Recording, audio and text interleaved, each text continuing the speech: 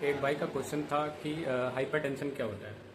तो हाइपरटेंशन हम बोलते हैं जब किसी का बीपी जो है परसिस्टेंट बढ़ा रहता है। प्रेशर क्या होता है, जो हमारी आर्टरीज होती हैं उनकी वाल पे जो ब्लड का प्रेशर होता है वही हमारा ब्लड प्रेशर होता है। जो नॉर्मल एडल्ट है उसका जो ब्लड प्रेशर होता है वो 120/80 mm ऑफ एच होता है।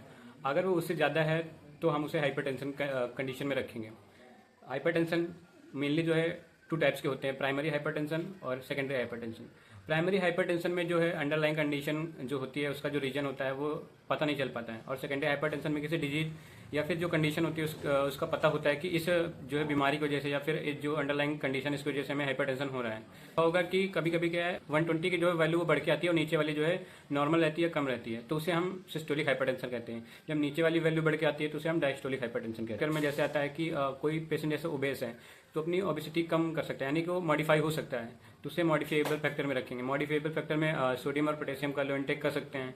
नॉन मॉडिफाइबल फैक्टर में है हमारा जैसे एज हो गया, जेंडर हो गया। ये सिम्टम में आपको chest pain, shortness of breath मतलब सांस फूलना, और हेडेक, पाल्पिटेशंस यानी खुद की हार्ट बीट खुद को ही सुनाई देती है।